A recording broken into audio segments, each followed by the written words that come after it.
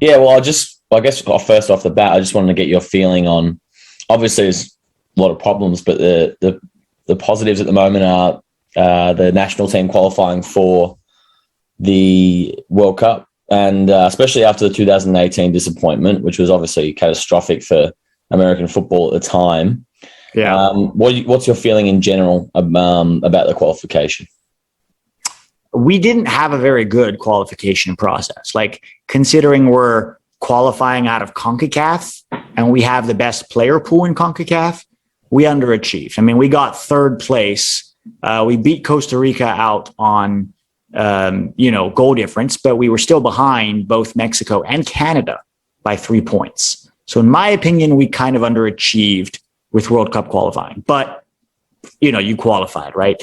There are lots of examples of teams doing poorly in qualifying, sort of squeaking into the World Cup and then having a great World Cup. So we'll see. There are tactical issues. There's issues with the coach that a lot of fans are not happy about. But in terms of our player pool, it's growing and it's getting better. And we have guys now playing at higher and higher levels. So it's on the up and up, I would say.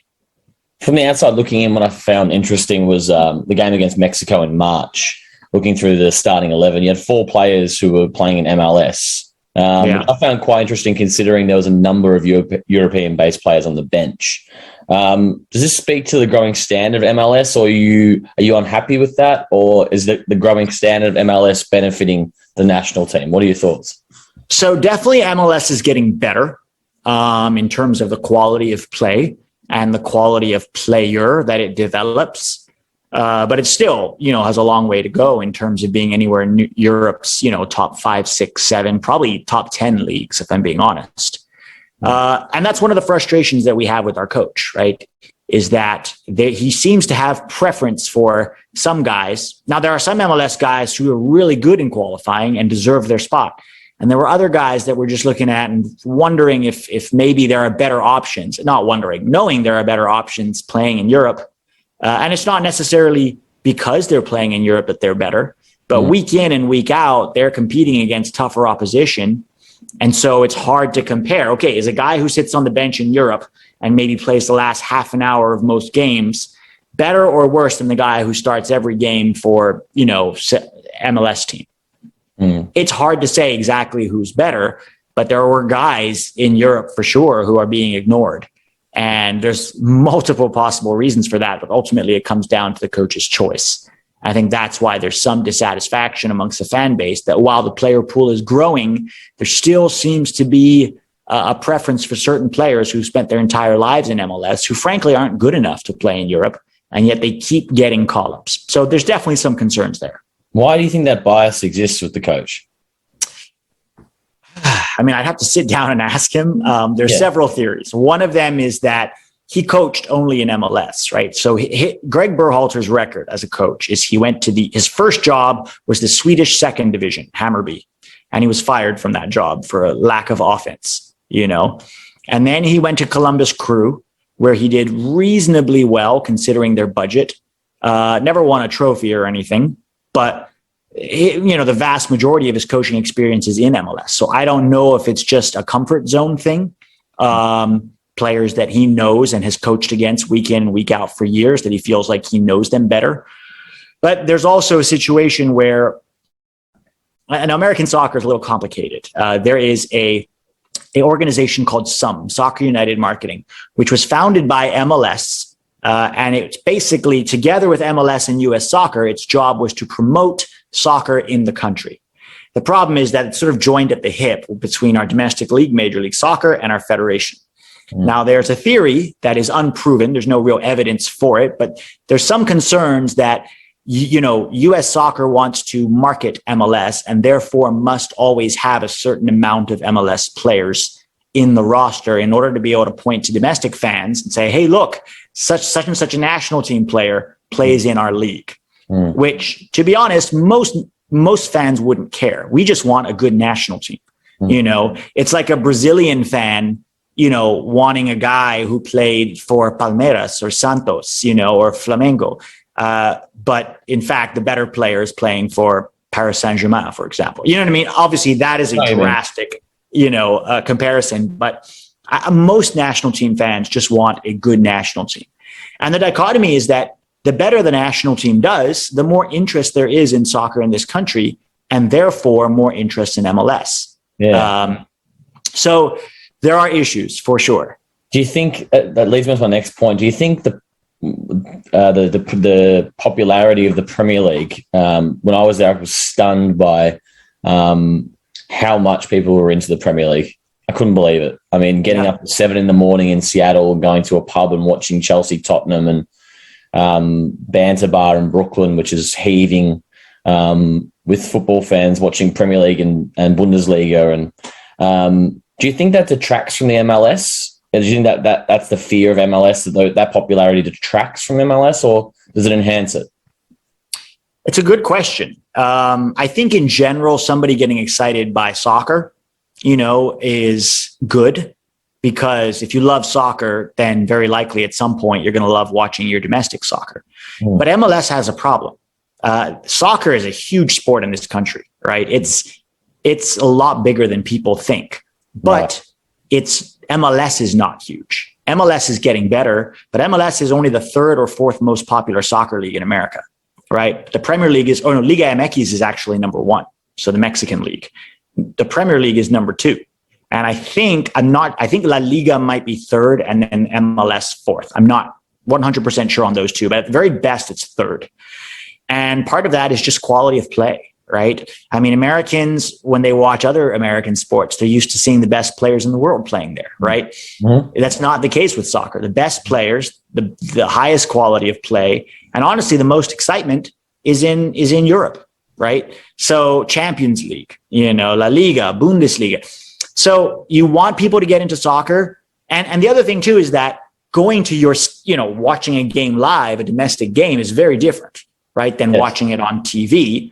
Ideally, there's room for both. But MLS has not done a good job at selling itself to the American soccer loving public. It's only a percentage of them actually watch MLS. The majority of soccer fans in America prefer to watch, other leagues, whether that's Mexico or the Premier League. Yeah, we have a very similar problem here in Australia with our sports as well. Our league has the exact same problems as MLS, but on a much smaller scale, considering the market share. But do you foresee perhaps in the future I'm sure it's the same in Australia too, the grassroots level of football is humongous in this country. It's the most popular sport at a grassroots level, but it's fourth or fifth sport, maybe even worse than that in the country professionally. Right. But with that growth in America, can you foresee in the future, if these problems are rectified, that soccer can perhaps get to the level of NBA and NFL and the MLB? Do you mean soccer, or do you mean soccer in general? Major League Soccer, a hybrid version with Mexico. I mean, can you foresee that happening? It depends what MLS does. I've long said that MLS needs to grow up, because when MLS started in 94, they had to have a salary cap in order to basically limit the amount of spending that owners were forced to spend on their teams in order to make it financially viable for them.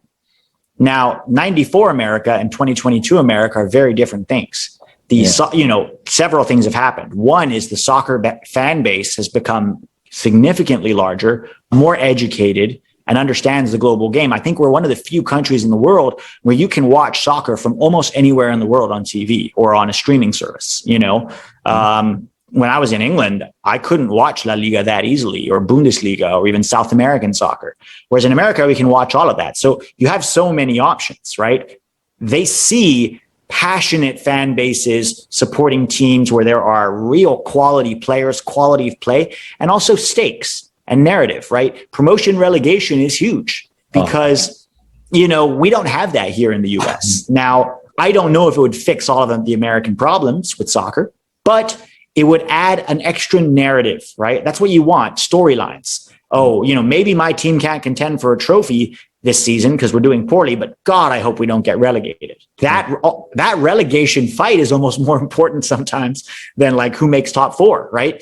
So we don't have that. And so what ends up happening is not only do you have a lack of quality, but you have a lack of real interest or real stakes that get people excited or invested, So if MLS wants to grow, to get the other soccer fans in the country, they have to do several things. They have to significantly increase the salary cap, because the salary cap is holding MLS back. There are some owners that sort of push it to its maximum, where they'll spend 20, 30, 40 million, not 40, but 20 million a year on salaries. And that's about the max that you can spend. Other teams, 6 or 7 million a year, and that reflects in the quality of play on the field. So, and it's not just that there's a salary cap, it's that there's roster rules. You can only spend, I think the actual salary cap is about 5 million a year. And then you can spend on 3, what they call designated players, or DPs. Now, those guys might be 5 million a year, but then you're talking about, 3/4 of the quality in your team being, restricted to 3 players. What if one of them's injured, one is banned, and one has an off day? Like, it just restricts the quality of the league. It also looks bad when you have a $10 million forward going up against a $200,000 forward. You know what I mean? It makes them look terrible. Yeah. So there are a lot of issues. But I think for MLS to get to that place, eventually it can, but it's going to have to grow up. It's going to have to increase the salary cap, allow teams to spend the way that they see fit without all these Byzantine, roster rules. And then, I think it would drive more interest. I'm not sure about NFL, NBA, but it could absolutely, overtake MLB. It's already overtaken NHL. Like, it's already more popular than hockey. Yeah. And soccer itself is about as popular as Major League Baseball, but again, not Major League Soccer. Yes. Soccer, Having owners like David Beckham come across to the States, into Miami and stuff like that, and they get a lot of publicity back in Europe with their connection with Manchester United. But I just wanted to ask you quickly, just your opinion. What's gone so wrong there at the moment? Poor roster construction. They did this thing where they got these aging European superstars who essentially, you tell them you want to come live in Miami for $6 million a year. Are they really going to be there to, commit to the team and to play top level soccer week in and week out? Or, you know what I mean? That's a huge problem. MLS is already moving away from that. They used to, right? The Beckham era, when you had Robbie Keane, even Steven Gerrard, Frank Lampard, Andrea Pirlo, you had these guys who 33, 34 could still, be excellent players in the league. That's changed now. The quality has gotten better, that you can still be a good player in the league, but you'd better commit. Otherwise, you're going to struggle. And if you're a third of the team's salary budget and you're struggling, that's not a good look. So that's essentially what's happened with Miami. I'm not sure Phil Neville is the right coach for that team. I don't know that he really understands the American soccer rules, and how to build a roster, how to, adapt to the travel, because there's a ton of travel. You're talking about 4-hour flights sometimes midweek, and then you're back, another 4-hour flight. These things are difficult to adapt to. I think they'll get it right eventually, but they haven't started well, for sure. Do you think what we're touching on before, the interest in the game in America has been helped, as you touched on, with the national team, with players getting a higher profile? Especially, I guess the theory is, in American sports, you always have heroes. You have Michael Jordan in NBA, etc. But you haven't had a footballing hero in the UK reach top level heights. But there is one at the moment. I mean, Christian Pulisic has won the Champions League and he's playing for Chelsea. What does he stand now in those hero status amongst American football fans, and I guess the American public in general? Yeah, I mean, he is the guy, right? He's our best player probably right now. He gets criticized a lot as well, though, when he doesn't perform for the national team. And that's just natural to, when you have growth, you have expectation, right? Well, this guy's playing week in and week out for Chelsea. Sometimes there's criticism of him because his form for Chelsea is sometimes inconsistent. Yes. He'll go on a streak, of 7 or 8 games where he's probably their best player, and then he'll have a terrible couple of games and people criticize him. But that's normal in most of the world, right? Mm-hmm. You want your top players to be performing well every game. And he hasn't always showed up for the national team. There's a bit of an issue where Christian Pulisic came of age in a time where he was the only really good player. We had all these aging stars from the 2014 World Cup. They weren't very good anymore. And so he had to put that team on his back. And, in the qualifying campaign for 2018, at 18 years old, he was the top scorer. And I think had the most assists, right?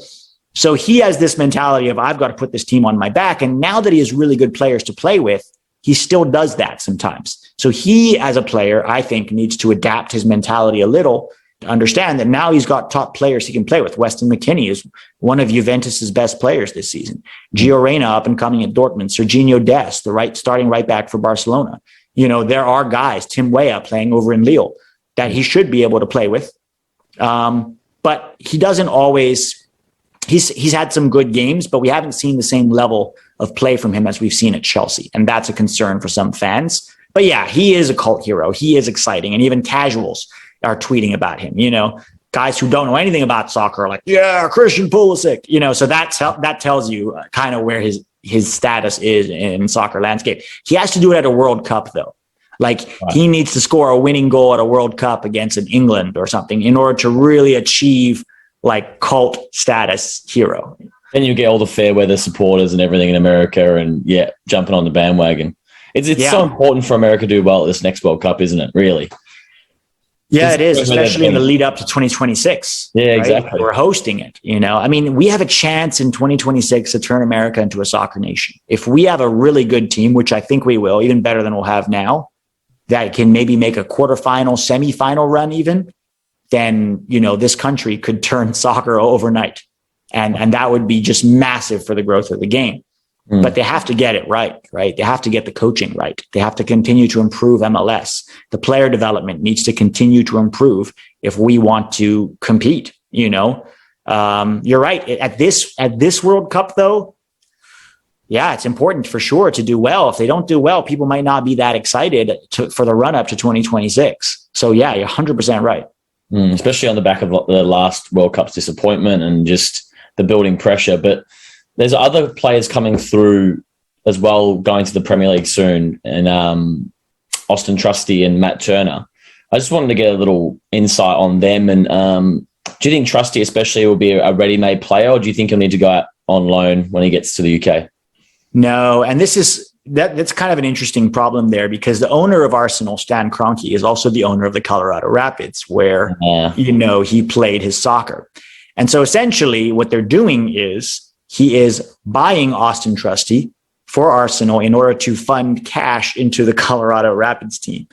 So he's not going to Arsenal because he's a good, Arsenal level player. He is going to be out on loan. My guess is at best the championship, maybe lower. He's not an Arsenal player. Even Matt Turner is not an Arsenal level goalkeeper. Yeah. He's going there to sit on the bench behind Aaron Ramsdale, which I don't think is good for his development at his age. Personally, he's going to be 28 this year. He needs to be playing regularly. And we have the same problem with Zach Steffen at Manchester City.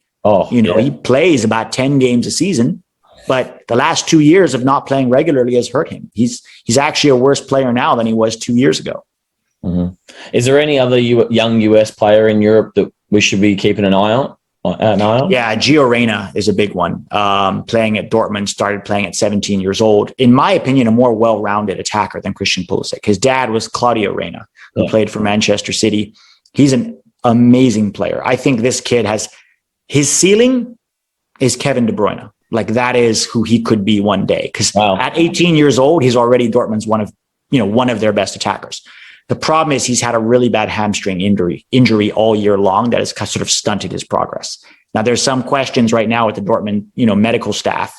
I think they're actually letting their head physio go this summer because they've had so many injuries. And there's some questions about whether they've rushed him back too early from some of these injuries. But the kid is still just, I think, 19 years old.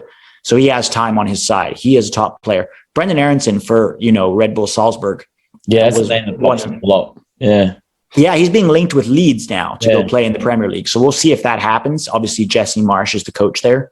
So we'll see how he does, how he adapts, because the Austrian league versus, this guy got 2 assists against Bayern Munich in the Champions League. So he's not a scrub player. He's a good player, but doing that week in and week out at a high level, like the Premier League, where time and space is compressed, where the technical, tactical, and mental level is so high, that's the question for Brendan. But he's 22, so 21.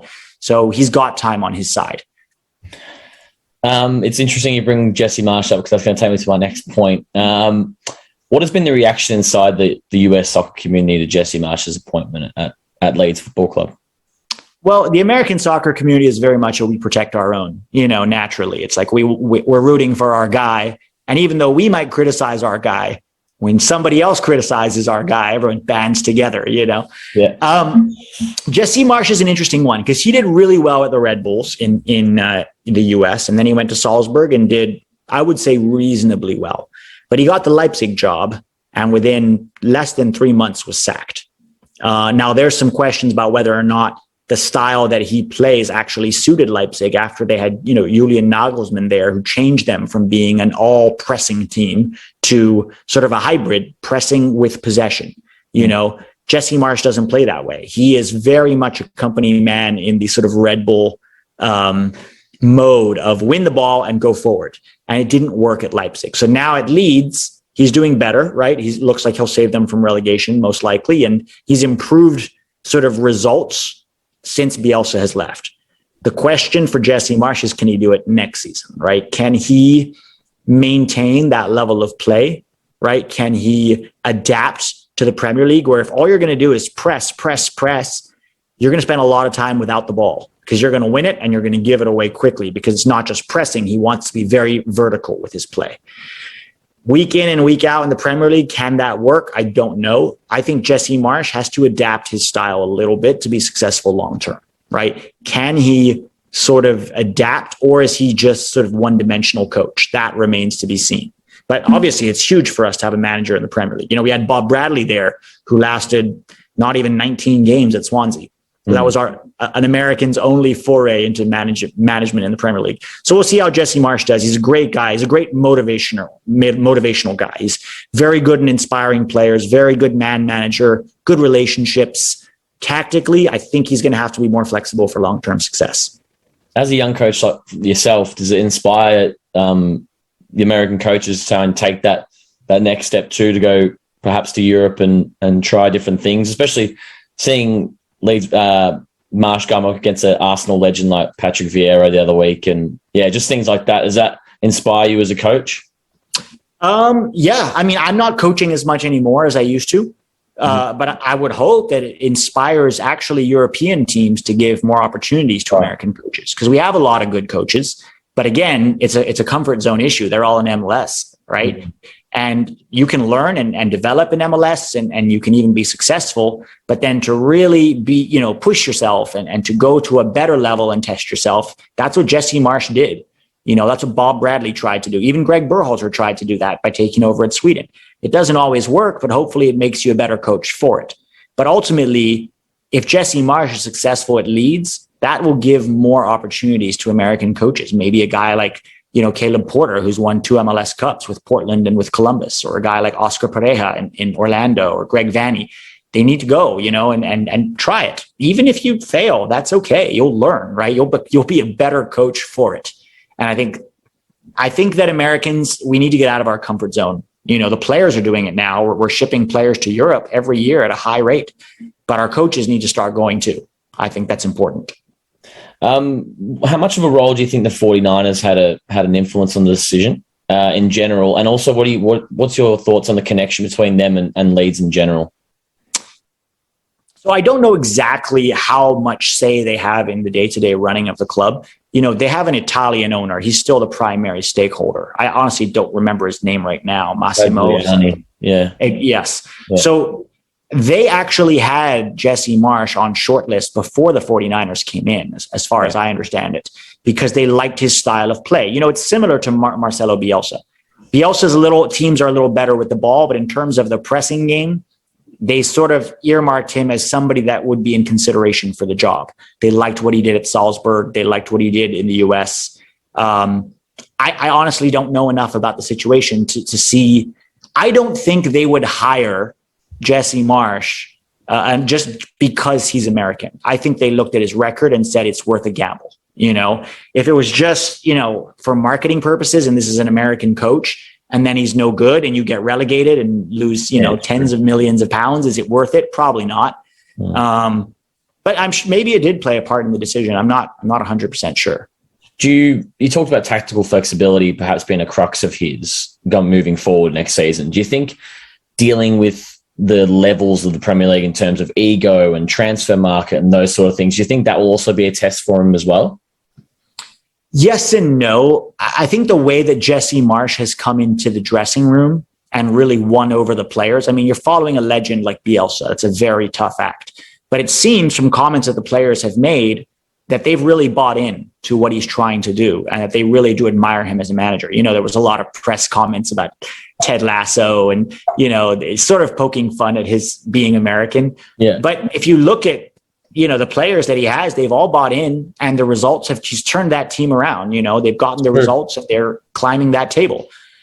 Now, is he going to get really big guys at Leeds? I doubt it, to be honest. Like, he's not going to be dealing with the same problems that Pep Guardiola has at Manchester City. But he's a very charismatic guy who's very, you know, good with players. So I don't think that aspect will be tough for him. The transfer market I don't know how much he's going to be involved in transfer market decisions. I think that Leeds has a style they want to play, and their technical director and the director of football are the ones who are going to bring in players that fit that style. Obviously, they'll consult with Jesse. You know, these are the guys that, what do you think? And then I'm sure he'll have a say.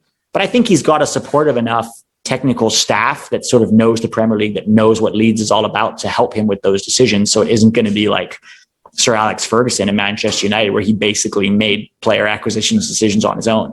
Mm. It's a big few weeks anyway. Hopefully they can stay in the league. We'll see over the next couple of weeks. Yeah, I think they will stay up this season if you look at the table. For me, the question is after that, next season, how will he do? It's going to be a big test for sure.